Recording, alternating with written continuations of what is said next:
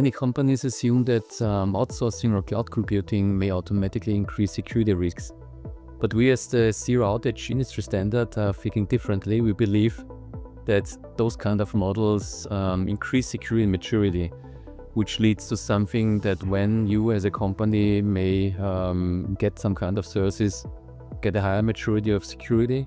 So it's more a question of how to deal with such managed services, how to deal from an organizational perspective with that. It's not about how many security controls you have in place for providing such kind of services.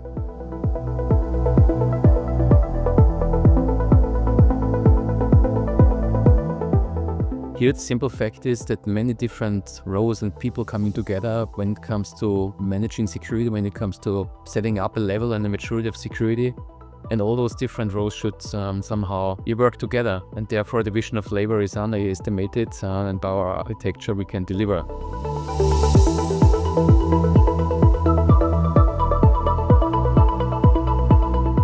Key trend is, from our perspective, when it comes to outsourcing and cloud computing, but it's not a trend anymore. It's more, I would say, a standard approach how to provide IT services, how to get IT services.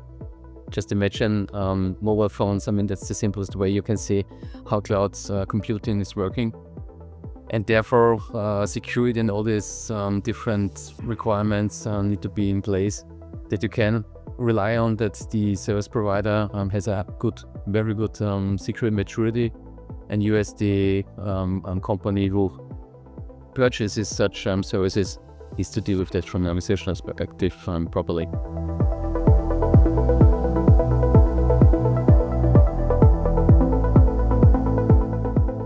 Our standards, and that's really important, applies both. On the one hand side, the IT services and IT products provisioning, which means that you can find baseline security requirements when it comes to what to implement to what services, and on the other hand side, what is needed to operate, to provide those kind of services to whatever customers out there.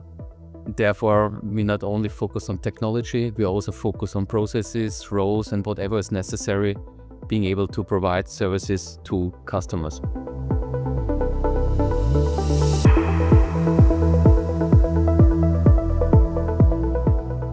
So first of all, we've got the need of providing different kind of layered information.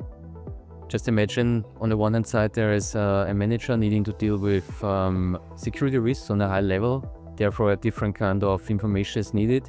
And on the other hand side, you've got, for example, a system administrator who needs to deal directly with IT systems, servers, whatever is needed in the IT infrastructure. And such a role needs much more detailed information on what security needs to maybe implemented in such systems. So it's that on the one hand side layered, but also in this kind of way structured, that on the other hand side, a customer sees also these different kinds of information depending on what's needed from their perspective. So the layered and structured approach brings all together, kind of man in the middle, I would say, to manage what's internally needed in terms of different kinds of information needed, and on the external side, what kind of information is needed to being transparent, to know what security is inside of services provided by a service provider, and what may the customers needed for their auditors and other third parties who may also ask some questions how this company is dealing with fulfilling security requirements.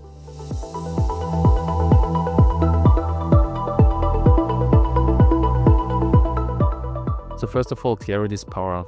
If you remember, I said before, on the one hand side, internally, it's really important to know how the company or the service provider is dealing with security. And on the other hand side, you need at the same time the transparency towards customers. And this can be fulfilled by having architectural approaches. So we have some kind of a tool in your hands to being able to provide the right kind of information to different stakeholders, bring clarity to different responsibilities, and therefore ensure and enable that security is dealt the right way.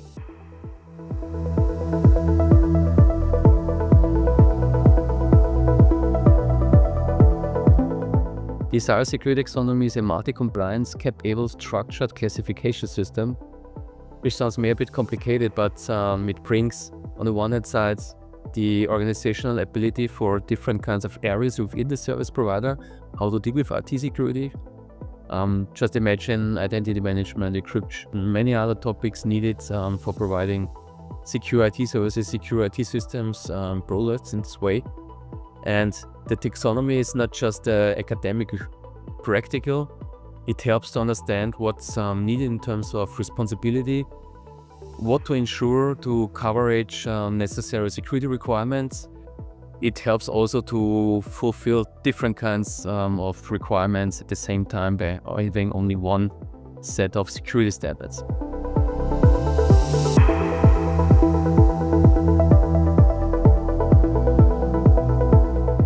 Security is not a product, it's a practice. It's about the way of working with that.